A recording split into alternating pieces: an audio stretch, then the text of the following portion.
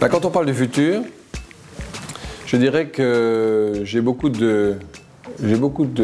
d'enthousiasme et j'ai beaucoup de confiance dans cet avenir que je vois avec une transformation numérique qui nous remplit depuis 50 ans de nouveautés, de transformations. J'ai confiance dans le fait que ces transformations, elles sont pour l'homme, elles sont par l'homme. Jean Bodin disait qu'il y a des richesses que d'hommes et je ne crois pas qu'on fera de transformation autrement que comme ça, que pour servir une démocratie par plus de transparence, que pour servir de la santé par de la recherche et de l'algorithme, peut servir, je dirais, le travail, par libérer le travail en permettant de le produire par différentes manières qui sont moins aliénantes pour l'homme. Voilà, je crois que l'avenir est encourageant, enthousiasmant et j'ai confiance dans l'avenir.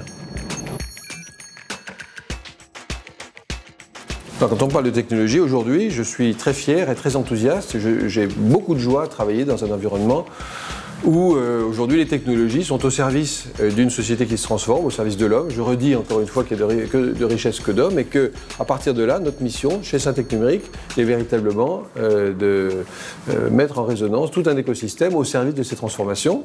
Et donc j'ai beaucoup de joie à faire ce travail.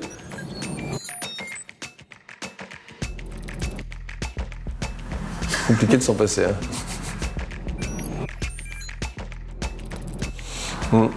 Très compliqué de s'en passer aussi. Incontournable. Ça, je vis très bien sans.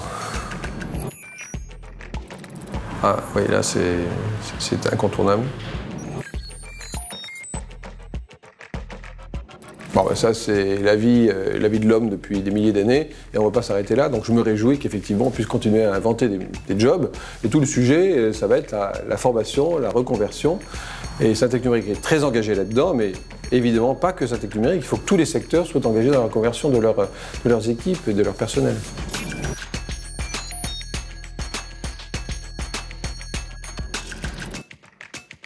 Oui, alors ça, c'est le genre de questions un peu tordues. Je crois qu'il y a déjà beaucoup de situations dans lesquelles aujourd'hui je prends des moyens de transport ou des options dans lesquelles il n'y a pas de pilote dans l'avion. Et aujourd'hui, je suis plutôt engagé dans cette direction-là.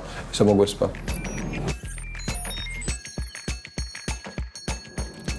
Non, je commencerai par consulter le millier de cas et ensuite de ça, j'irai voir mon généraliste parce que j'ai quand même besoin de parler à quelqu'un.